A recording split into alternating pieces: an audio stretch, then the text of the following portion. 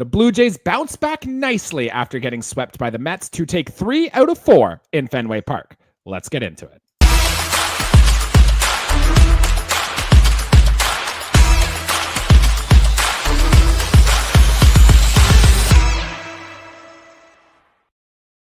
Good evening, everybody. It is Thursday, April 10th, and welcome to episode 245 of Buds and Blue Jays. It's your place for all things related to the Toronto Blue Jays.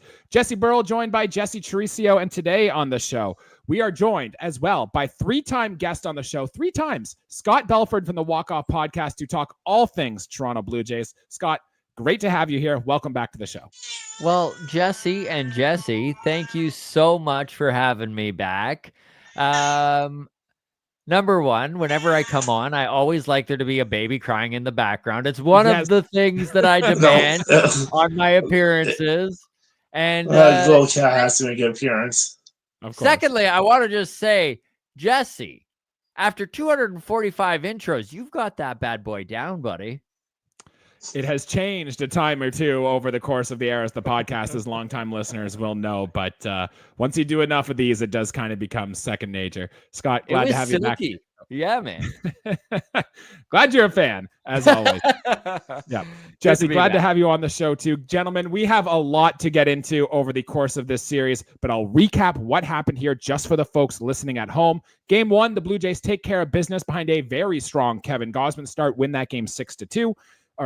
Game 2, 6-1 final for the Blue Jays. And then game 3 and 4 both had extra innings. Game 3, the Blue Jays win 2-1. And in game 4 that just took place this afternoon, the Red Sox came ahead victorious 4-3. So after the series, the Blue Jays sit with an 8-6 record. We are still tied for first place with those 7-5 New York Yankees. And our playoff odds have jumped to 47% according to Fangraphs.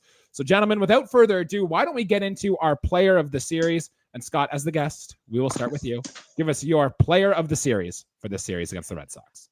I'm going to go pitching. I mean, in all honesty, why wouldn't I? Of all the choices, and there's plenty of them, they're mostly all pitchers. And so I'm going to go with the Hound Dog. I'm going to go with Chris Bassitt. This is the guy who was probably the biggest question mark in my mind going into the season. I didn't know what we were going to get out of 36-year-old Chris Bassitt. And honestly, every start this year, the guy has been nails in big situations when they need to stop a losing streak, when they need a guy to eat innings. He has been there, and he did it again all week long.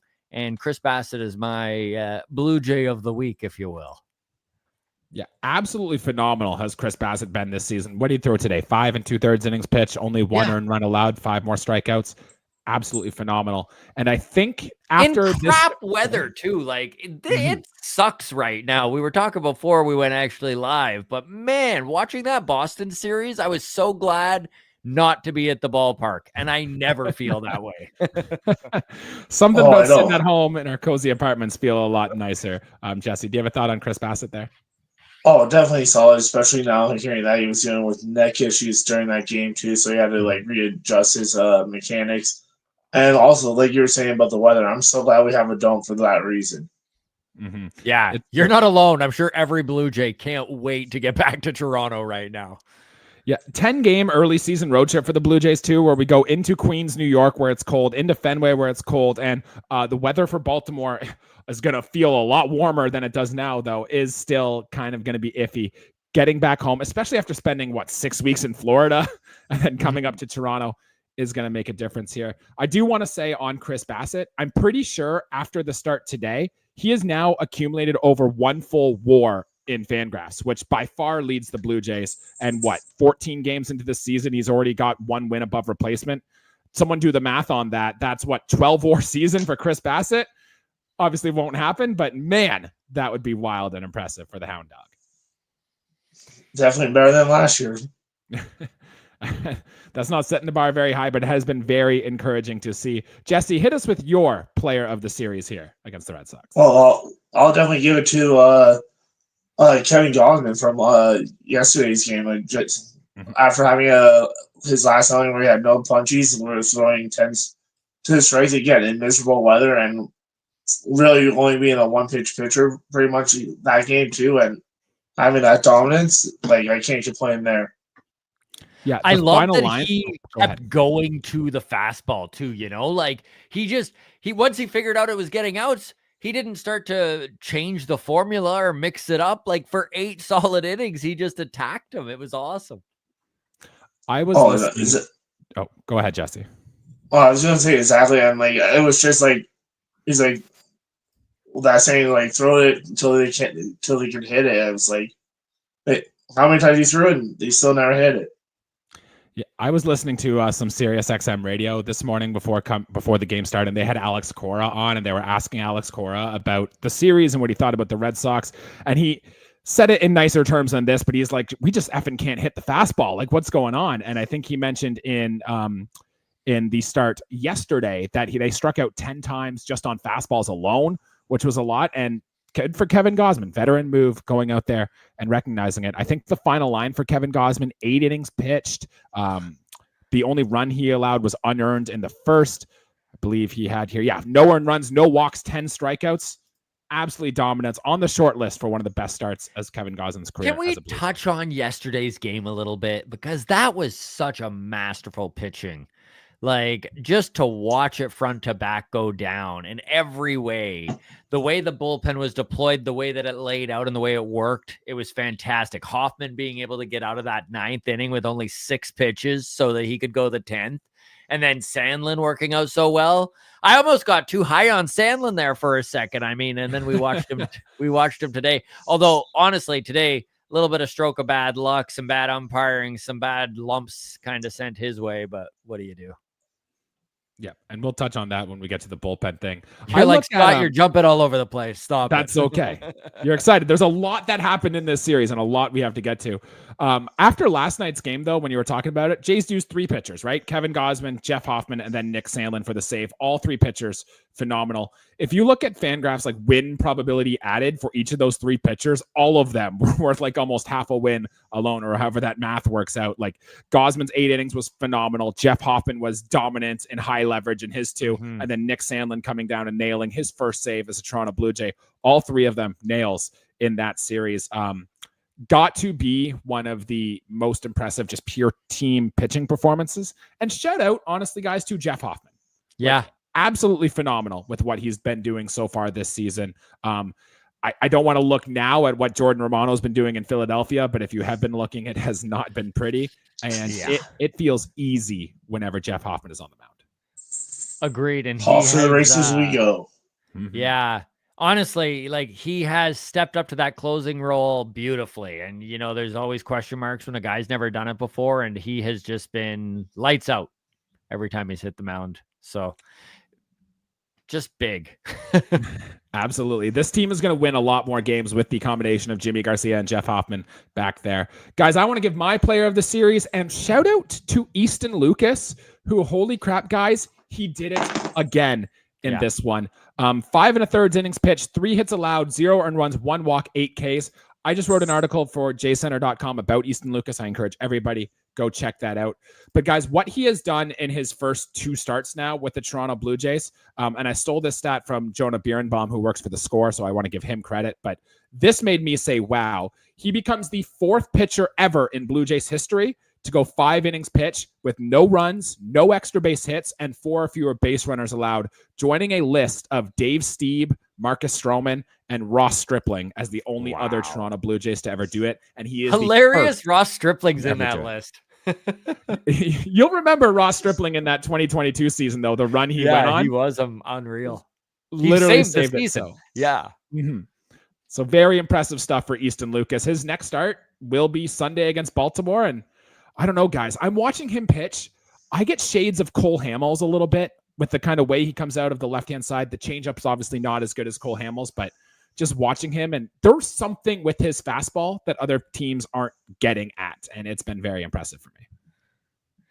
Yeah, if you looked at his pitch selection from last year too, he used the cutter about 20% of the time, and he's basically eliminated it or kind of morphed it into the sweeper, and it has worked so much better. So I don't know if that's like something P. Walker dialed in on and suggested, or just something that he was working on anyways. But yeah, his pitch sequencing this year and just his ability to hit his spots has been amazing. So like fingers crossed, maybe we found like this is everything that Easton Lucas gives us, guys, is found money. Like literally every inning that goes our way is just bonus. So depth, man. It's I questioned it at the beginning of the season when it came to Lucas being our only depth, really, you know, especially if you look at, and you teased it already. We're going to check on the prospects. We're going to look at Jake Bloss probably. It's not great, right? So it's nice that a young guy that still needs some development has that cushion, and that Lucas has worked out so well for us. Yeah, and plus too, it gives Max Scherzer, the Blue Jays, more time to just let him recover, let him rest. No need to rush Max Scherzer, make sure he's healthy, because Easton Lucas is giving him this. Jesse, we've talked to all the other 3 starting pitchers. We might as well leave you with the 4th one. It seems like a long time ago, but Jose Barrios did take the mound in this opener, and he went 7 innings, 4 hits, 1 earned run, 3 walks, 2 strikeouts. Do you have a thought about Jose Barrios' performance in this series? That was probably the one game I didn't get much able to watch much because I was working, but definitely from what I saw, like in the conditions and him being able to do that was even more impressive. And like there was even concerns that if the game would even start, and he comes out and dominates. It felt like a must-win too, right, man? Like they did just drop 3 in a row, right? Yeah. And like he set the table for us.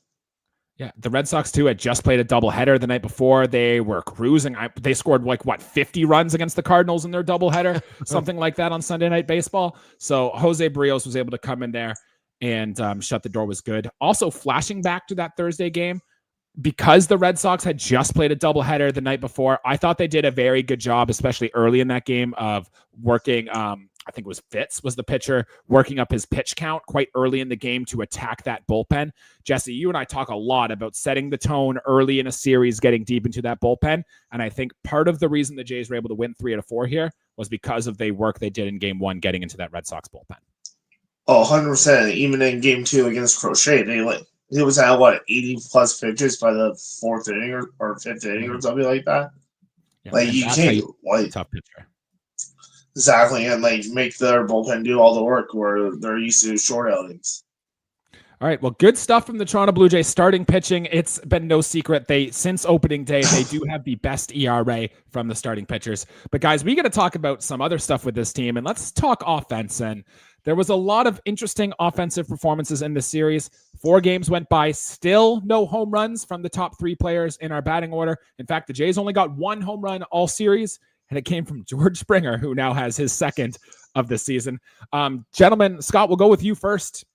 Pick your offensive player du jour and tell us what you want to say, whether it's good or bad. Yeah, it has been very disappointing to see the lack of power early out of Anthony Santander. And I know he is a notorious slow starter. You look at his career, and this is just something that happens with him. His April always kind of stinks, and he heats up, as so does the weather. But this team needs him to start showing up in a more significant way, and we're starting to see glimpses of it, right? Like he's having some good at bats. He's not looking quite as lost at the plate, but definitely need to see some power out of Santander.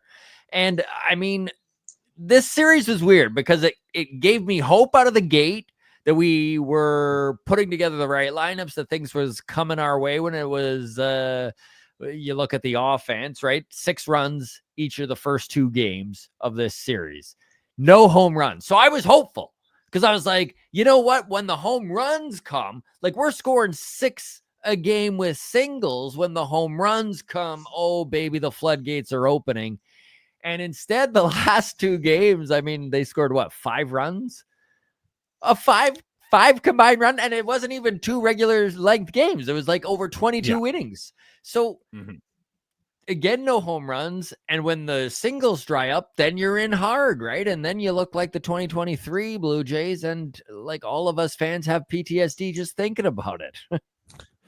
That is true. And that's how you get into, like, you'll hit 2 singles and then the next guy hits into a double play, or you'll do what happened a few times in this series. You'll line drive to right. Jimenez is on the move and he's thrown out at first. Like we saw that a few times. Momentum killer. To score runs. Yeah, exactly. And it's hard to score runs stringing a bunch of hits together when a game like today would have been perfect to just get that 2-run home run, and then we win this game easily. Jesse, do you have a thought on Santander and his slow start at the plate? It is concerning, but again, like, he's notorious to be a slow starter.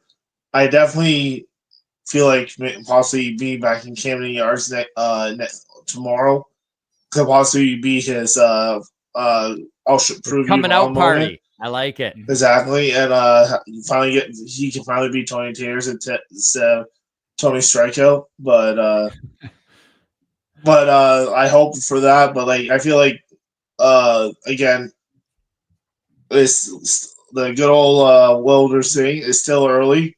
It's only, we're not even for the first month. So concern level is at low, but I definitely feel like we need production from our big boys. Okay, yeah, I will say I was watching Santander very closely today because me, like several other Blue Jays fans, are just waiting for that thing to go. They threw him a lot of fastballs on the inside part of the plate, and there was a few times his hands almost looked a little jumpy, like he was kind of jumping back a little bit, or he flinched a little bit on those pitches. Could be a thing of maybe he's not seeing them well. I will say, though, he had 3 balls in this series hit over 100 and so miles per hour. He had a ball today that he just hit foul that would have been a home run. I'm starting to see some signs that it's coming around. One of the called strike 3s I thought was very clearly ball 4, which he wasn't the only Blue Jay that had that happen here today. But I am starting to see some positive signs from Santander, and I think once he just gets that first one, it'll start going. But I will say, guys, just 1 extra base hit and only 2 RBIs for Santander so far this season. You got to start seeing better and seeing better soon. Yeah, I couldn't agree more. And I mean, Vladdy sure could start showing up in a little bit more significant way. And that's almost unfair because over the last week, he has almost an 800 OPS, which is more than fine, right? But again, the lack of power, it makes it even more apparent he's not hitting dingers when nobody else is, right? When you're relying on 35-year-old George Springer to run into him, and he's your lone source. You know, when Andre Jimenez dries up, and he did that quick. He had 3 in 3 days, and then we haven't seen him go long since either. So I don't think we need to rely on these secondary guys. What we really need to happen is Tony Taters to be who he is, and for Vladdy to start running into a few. And like, we're all quite confident that that's going to happen, right? Like, no way the Blue Jays are dead last in home runs, right? Oh, God, no. But it would sure be nice to see one. Like, Will Wagner, I thought, would have a home run by now. He's played a lot early in the season because the Jays have only seen, I think, 3 left-handed starters so far this year. Would have been nice to see him get one. Alan Roden had a great spring, and we have yet to see him hit a home run. Yeah. There are a few other names, like David Schneider doesn't have one. Ernie Clement doesn't have one. Like, there are a few names on here we really thought probably would have had a home run or 2 by now. It'd be nice to see Stern actually have a hit, but that's here nor there. He did have a hit this series, just one, but he did have one. And with the strikeout he had in the game today, David Schneider's strikeout rate has gone over 50% in this season, which it's getting tough to justify having on your bench even. Yeah. And I will say too, when the Red Sox brought in a left-handed reliever today and the Blue Jays went to their bench, they chose Miles Straw over Davis Schneider, which I thought was interesting. And then if you're choosing literally Miles Straw to hit instead of Davis Schneider here, then it might be time to move on from Davis Schneider. It's a shame, though, because Orelvis Martinez would fit that role almost perfectly, and he has struggled quite a bit after dealing with his sickness down in AAA. But I think if this continues, it won't be too much longer before we see that spot on the roster go to somebody else. Has it ever been interesting, boys, to see the biggest surprises? And I think depth falls into that category, because I know you just brought up Miles Straw, who has been nothing but spectacular in the few opportunities that he's been given. He's been so reliable defensively. He's come up huge when our main center fielder goes down, and he's probably playing just as admirably defensively, which is absolutely crazy. He's getting his hits. You look at Tyler Heineman, who I was shocked was the backup catcher they were going to go with. Nathan Lucas has been fantastic in the positions that he has been put in. He has played all over that outfield. He's been reliable defensively, and he's starting to get his hits. And you know what is another thing that really is intriguing about this year's depth is look at the age of these guys. Like Tyler Heineman's 33. Miles Straw's 30. Nathan Lucas is 31. Like, these are boys who are not prospects. These are guys that are literally playing for their major league careers. They have everything on the line. They've been there and been given their chances, and this might be their last ones, right? Like, Miles Straw is actually earning his money. Who would have bet on that at the beginning of this season?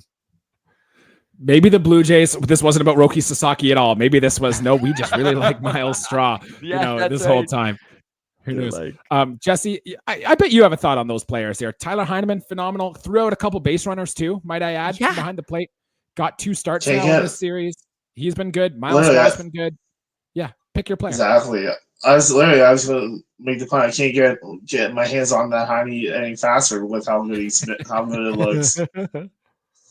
But Tyler Heineman, 3 hits and throwing 2 guys out, and one of them being Jared Duran, who's probably one of the top base stealers and one of the fastest guys in the league, and seeing how fast he's getting the ball out compared to seeing how Kirk trying to throw Duran out in game 3. But Heineman has been how he kind of captained Easton Lucas was impressive too, right? Like, he's a kid still. I know he's 28, but he's a guy who was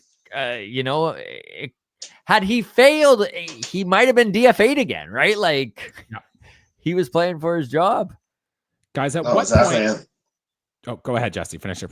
I was just saying, how he's been able to work with Easton Lucas in his 2 starts and just giving a pitch, telling him to go, and getting set up so Easton Lucas has that target. He's been spectacular and way more than what we expected him to be, knowing he was a backup and what he's been in the past year. He's literally been a magician, and not making a pun of the way he is in the clubhouse, but he's been a magician behind the plate. So guys, at what point then do we start to look at Tyler Heineman's hot start and then look at what Alejandro Kirk has done at the plate, which is not good, who I might add still has not drawn a walk yet this year for Alejandro Kirk. That's not good. At what point now do we start saying, okay, maybe Heineman should be getting behind the plate, should be getting more starts for this team going forward? We're not there yet, I don't think, but when do we start having that conversation? Can I say never? That's probably the right answer, but yes. The truth is, let's just enjoy Tyler Heineman's hot start. He's 33 years old. This is not the start of some sort of rising of a starting catcher, right? Tyler Heineman is succeeding because he has learned how to take the few opportunities he gets and maximize them.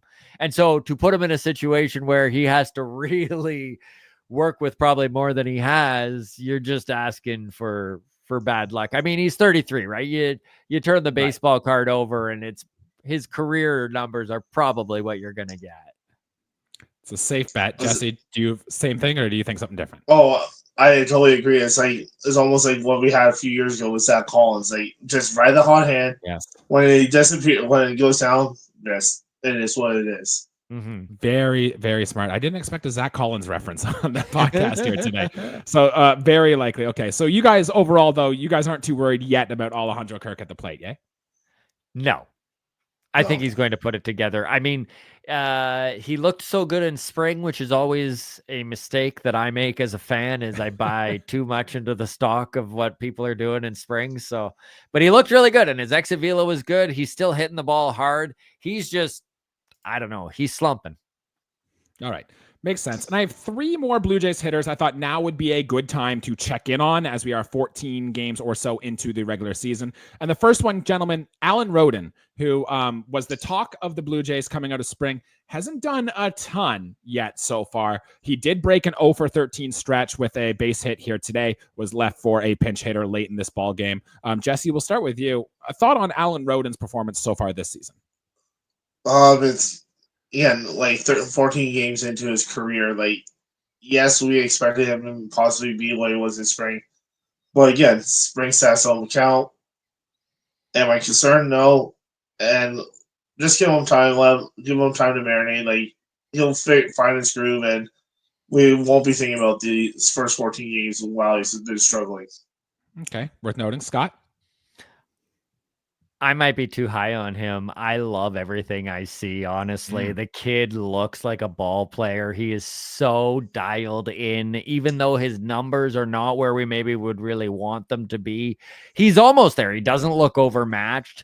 And every time that he goes down swinging or goes down, you can tell that he's trying to figure out the math in his head as to what he needs to do to move this forward or whatever that is, figure out whatever it is. And I love the way he approaches the game. He's all out. When he's in the outfield, he's chasing down flies. He's putting his body on the line. I think it was 2 games ago in the Boston series where it was coming in close to him and he kind of leaned in. You could tell he was like ready to take that hit. You know, it's just like little things like that he sees what he can do for the team and he's prepared to do it. And I just love that. Yeah, it seems like he's well on his way too. I will say a lot of the quality of contact off his bat. He has had a couple pop-ups. He has had some soft ground balls. You do want to see the barrels start coming for Alan Roden, but I think it's time. Remember, he is seeing all of these pitchers for the first time in his big league career. I think if he can just keep his head above water early in the year, there will come a stretch where Alan Roden really hits the ground running. And I think I'm agree with both of you that it is too early to give up on that yet. The next hitter I would like to talk about here, guys, George Springer. We talked about him a lot last episode. Another home run in this series. He reached base via catcher's interference. I'm pretty sure he had 3 straight RBI singles at one point in this series, guys. Absolute revelation for George Springer. Scott, we'll go to you first this time for George. Tell me about the old man Springer. Guy still got it, eh? Love to see it, and especially when we need a cleanup hitter so badly. It's been nice that he's been able to kind of fill that void. Listen, I also do think that there is a 80% likelihood that there is some point where I am lucky enough to be guests on Buds and Blue Jays again, let's say in June, and we're talking about how hot Alan Roden is and what happened to George Springer. So baseball is a funny thing. You probably don't want to get too high on one guy's streak and too low on one guy's slump. I think George Springer has been fantastic. He needed to do this for his own confidence after last year. And I mean, I know we're only 14 games into the season, but if you're leading Major League Baseball in batting average for any 14 game span, you're doing all right. He's making us look dumb is what he's really doing for all the takes we made in the offseason. But Jesse, thought on old man George Springer and his series here. He's definitely got a spring in his step and found the fountain of youth. So I'll take it. I'll take it while it lasts. And like, if it lasts most of the season, I'll be obviously he won't be hitting that at that average. But like, if he's producing like this, it'll be like 2021 and 22 when he first came here, and like I'll take that any day. You're not alone there. I don't know if you guys watched Blue Jay Central before the game today, but they had Mike Petriello on from, he's the StatCast guy, had a lot of stuff, and they've noticed that George Springer is just swinging the bat so much harder, particularly at fastballs. So that is by design. That's got to be on purpose. So it means 2 things. One, he is seeing the pitches better coming out of the hand. He's been able to recognize what pitch is which, and that his body still has it to swing harder. I want to give a shout out to Dave Popkins, because that's what he talked about a lot, getting your pitch, swinging hard at it, and doing damage when you get it. We haven't seen it with every Toronto Blue Jay, but we're seeing it with George Springer, and it's led to early success. Now, pitchers will adjust. It'll be up to George to make an adjustment again and go on from there, but you gotta love what you're seeing from Springer here. And then the last player, guys, I thought would be a good time to check in on is Andres Jimenez, who, as Scott, you mentioned earlier, got off to that very big hot start. The power's kind of gone away from Andres Jimenez, but he's been holding his own. What are your thoughts on him now, 14 games into the season? I really like him. I really like him. I didn't know what to expect when the trade was made and they shipped Spencer Horwitz out, and you knew you were getting a defensive first player. But what he has done for this team, like shoring up second base, has been so important. And I think that it was kind of overshadowed a little bit with how bad the bullpen was last year as an area of need. And they did need a second baseman who could field the position properly. I think that Jimenez just plays baseball the right way, and that yeah, we're going to see stints like this, right? Like if you look at what he's done the last week, it hasn't been enough. He probably would be best suited to kind of be placed in that 7 hole in the lineup and just let him be depth in a deep lineup and hope that he runs into some here and there, that he has those weeks where he's hitting 3 dingers, and that, yeah, you're probably going to have 2 weeks stints where you're crossing your fingers and hoping he's at least hitting singles when there's ducks on the pond. Jesse, thoughts on Jimenez so far? Oh, definitely. Like, I remember, like, just the excitement we were when we acquired him. He's definitely proven why we were excited. And yeah, he had a couple bad bounces in the series, like the end of today's game and yesterday. But it happens. But he's literally been like what I've been saying, like what Robbie Alomar was for the 92-93 teams, like just that sure. And a defensive player and all that. Yeah, he's not going to hit anywhere close to what Robbie Alomar did in those times, but having that gold glove there is nice. I will say, too, 2 more stolen bases for Andres Jimenez in this series. He's the only Blue Jay to steal a bag here. And John Schneider seems to let him go whenever he's on first. I think he had another one. Will Wagner was behind him. Andres Jimenez was on base. Tried to steal second, and then there was a hard line drive to right, which was caught, and he was doubled off first base. But he's been going, and he's been moving, and it's something the Blue Jays actually really do need out of Andres Jimenez. I hope that when Varsho comes back and our lineup can thin out a little bit, that what Scott said, he does hit a little bit lower. But I'm pretty chill with what Andres Jimenez has done so far. Yeah, he's been awesome. Yeah, much less to be said on that. All right, guys, let's talk about the bullpen here. And we did touch on a little bit earlier this season. We talked about Jeff Hoffman. We talked about some good from Nick Sandlin getting the save in Game 3, and then the bad today where he hit 2 guys, gave up 2 hits, and ultimately took the loss here. Anybody else in the bullpen that caught your attention? Brandon Little threw a bit. Chad Green's been good since the blunders early. Yario Rodriguez only came in once this series. Jesse, we'll start with you. Pick a guy and see what caught your attention. Oh, it's Jimmy Heaters. Yes, his first outing he wasn't the most crisp like he normally was, but again, blame it on the elements. But today he solid in his inning in relief, and it's so nice to have him and Hoffman in the back end where you can have either one close the game and have no worries. I wasn't worried at all when I knew Jeff Hoffman wasn't going to be available today. And if we had to have Jimmy Garcia come down and nail a save, I really thought we could. And it's been a long time since we've had 2 of those guys from the Blue Jays pen. Scott, your guy out of the bullpen, either way you want to take it, go ahead. I mean, you just mentioned him a bunch, but I got to go with Jeff Hoffman because my goodness, that performance on Wednesday from him where he gutted out 2 innings in a situation where they needed him to do that was so impressive. I mean, there were question marks when they went out and signed him for that kind of money to be the closer when he'd never closed games before, but he has been the guy so far. And I mean, we're early on, but a good small sample size is the best sample size. So that's what he's provided so far. And again, another thing that I really like about Hoffman is his strikeout ability in the big moments. You need a K. He's got the ability to do that where, I mean, sometimes this bullpen is like that. Yeah, Jeff Hoffman, I will say, as just pure reliever so far this season, has already accumulated half a WAR, is second best in all of baseball in terms of just pure relief pitchers. 14 games into the season. Absolutely phenomenal. And I'm just trying to find the win probability added here. See if we can do that from Jeff Hoffman. Yeah, he's lower than I thought. He's 19th, but that's okay. Still doing some good things from Jeff Hoffman, and absolutely phenomenal. I want to talk about Brandon Little a little bit. Got into the game today. Again, he gave up a walk. He had struggled a little bit. The Blue Jays have kind of seemed to have had issues now with that number 1 left-handed reliever. Walking Jarren Duran was a tough look and helped Boston get that rally going late. Mason Fluharty, who was good in his 1 clean outing he had here, also didn't seem to do. Seems like he leaves you a little bit to be desired here. I would like, and I know it won't happen right away, but the Blue Jays at some point this season to add another high-impact left-handed reliever into this pen, especially one that could probably pound the strike zone a little bit more and search the waiver wire maybe if one becomes available, because I'd like to see the Blue Jays add one of those.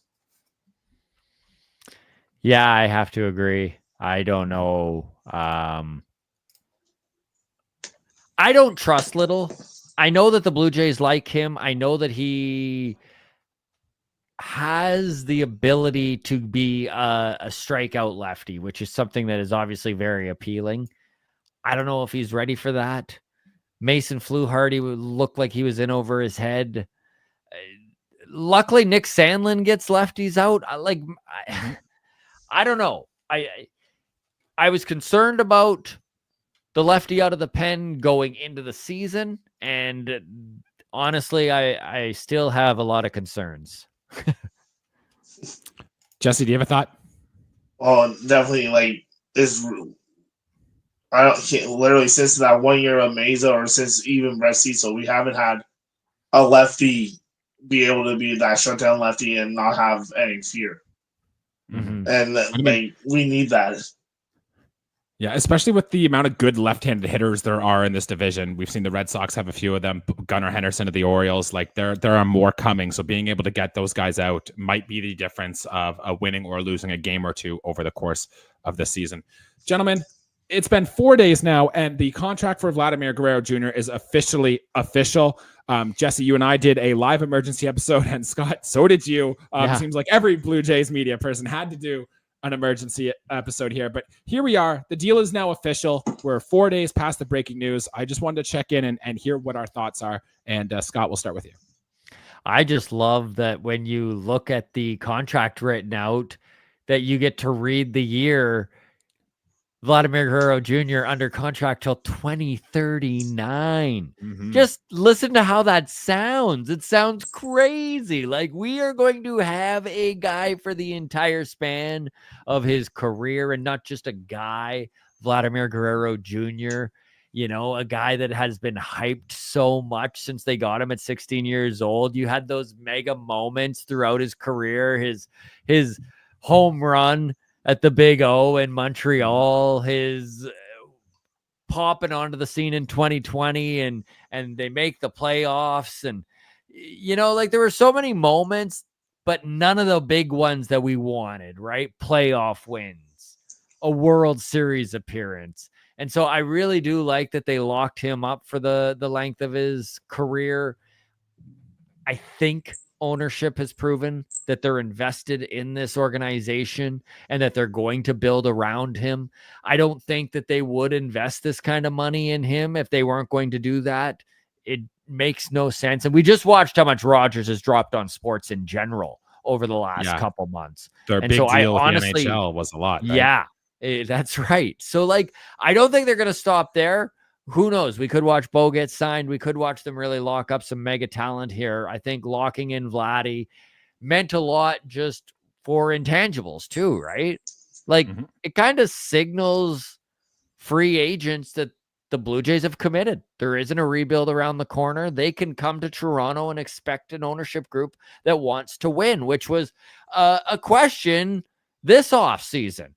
In alluring free agents, right? Because you looked at a team full of guys that were on expiring contracts, their current core, and you didn't know what direction they were going. And yes, it's easy for the front office to sit there with their lip service of we're trying to win, we're doing this. But if you're a free agent, why would you listen to that when you have the Mets, you have the Red Sox, you have these other teams that are obviously trying to win, right? So I think it's fantastic. I think it's a great news for the city of Toronto, the country of Canada. I think it's great news for the Blue Jays. I'm thrilled with it. It's not my money. Hey ho, let's go. Right. Sounds very similar to things we've echoed. Jesse, a few days out now from the Vlad contract. Have your thoughts changed at all? No, they still disbelieve that they actually got it done. And even how crazy to think, like I said on our previous episode, when this contract's done, my 5-year-old daughter will be 19 years old when his contract's done. Like he'll be drinking beer on the deck with you. Exactly. He'll be like, back in my day, I was at his debut, and now he's retiring or going to Cooperstown. Like it's just like that stuff is just, it blows my mind. And like just thinking that and just knowing now it's Vladdy's team and the culture will be Vladdy, and like Well, I mean, like when it comes to free agencies, they got like obviously Bo wants to be here with Vladdy. Know that he's been out saying that. So if they extend that, we could literally have Bo and Vladdy until we're all at the retirement home together.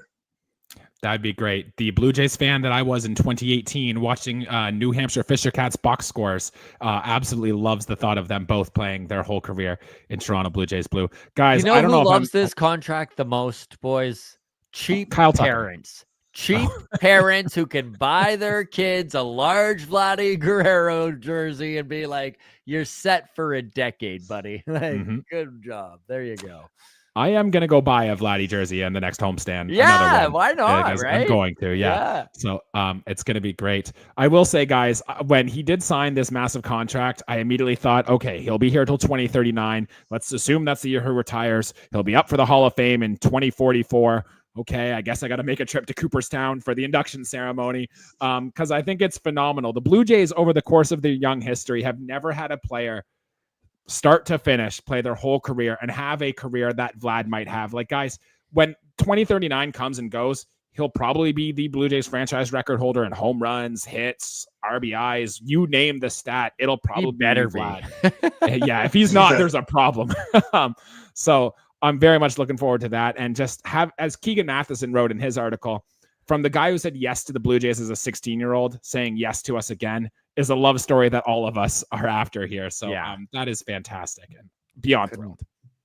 Couldn't be. Definitely. And definitely. And even though those videos, like after it was official, like I'm not gonna lie, the home one, like put a little tear in my eye. Just think, like listening to that from his words, not like Hazel May or anyone talking. It was his words. I'm like, where's my Kleenex? Yeah. And who says there's no crying in baseball, right? Absolute thing of beauty. All right. I love when English Vladdy shows up. Did you see the interview he did with Hazel May after the win on Wednesday? And he just came out and like did the interview in English, and it was so good. And I was just like, my God, in 14 years, this guy's gonna speak better English than I do. Like, it's just so awesome to see how good he's gotten at it, and he's feeling a little more confident with the English, and you can tell that it's something that he still doesn't wish to jump all in on and just like be a free for all and like, I'm English now, but he is making concerted efforts to do English interviews. I love it. Oh, I absolutely love it. Great. Yeah, go ahead, Jesse. Oh, I say I love it, and just like, yeah, like if he turns out now speaking in French because he's being born in Montreal, then it'll be even crazier. Right? Well, he's got 14 years to do it. So very much looking forward to how this plays out for honestly a large part of our Blue Jays fandom here. Guys, before we get to the end of this episode here, I just wanted to do a check-in on things down at the farm, and I found some notable things here. Trey Savage, our first overall pick from the last year's draft, was started in high A Dunedin. Mixed bag in his first start, 3 2/3 innings pitched, 1 hit, 0 earned runs, which was good, but 6 walks, not so good to go along with 4 strikeouts. Cal Stevens, who I believe was a second-round pick from the Blue Jays, made his second start. Phenomenal. 6 innings pitched, 1 earned run, 1 hit, 1 walk, 9 strikeouts. Some just notable things from looking down the Buffalo Bison's box score. Addison Barger, Joey Loperfido, Jonathan Clase have all been off to a good start for the Bisons. Peyton Williams, who you might know as the Iowa meat truck, went deep for his first home run with the New Hampshire Fisher Cats. So all very good stuff there. And then as Scott, you mentioned earlier, Jake Bloss, though, really struggling down in the farm. Did any of those notes catch your attention, boys?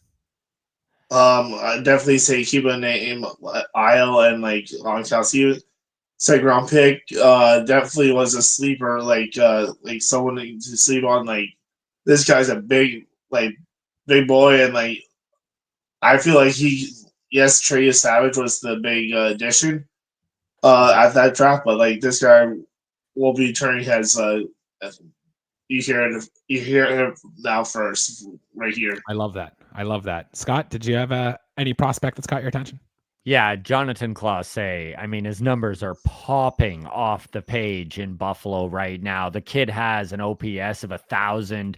He's hitting 440. He's leading off regularly for the Bisons, and he's roaming the outfield with ease. His speed is like really one of those very, very attractive tools where you're like, oh my goodness, if we can get to the point where this kid's getting on base, he's going to be a stolen base king. And he's already stolen some bases. So I think Jonathan Clase, of course, he was who the Blue Jays got out of Seattle at the trade deadline last year for Jimmy Garcia, who's back with the team. So really, what a win-win for this team. So Clase is exciting. And I think everyone is also well aware that Addison Barger is probably the first call up if something happens. And his 880 OPS right now in Buffalo looks pretty good too. Yeah. 8 games for Jonathan Clase down there. You mentioned the batting average, the OPS just shy of 1,000, 4 steals in those. Yeah. Oh, sorry, 6 steals. 6 steals in those 8 games. Yeah. And just as many walks as strikeouts from Jonathan Clase. Jesse, you've been all about the Jonathan Clase love since we got him last year. And albeit 8 games, guys, a long way to go, but 2 thumbs up from us here. Oh, definitely. That's music to my ears. All right. Well, with that being said, the next series now, the Blue Jays finish the long road trip to begin this season with 3 games at Camden Yards against the Baltimore Orioles. Probable pitchers, which I will load up in just 1 second here. I know we get Easton Lucas on Sunday. We have Jose who it Berrios, is?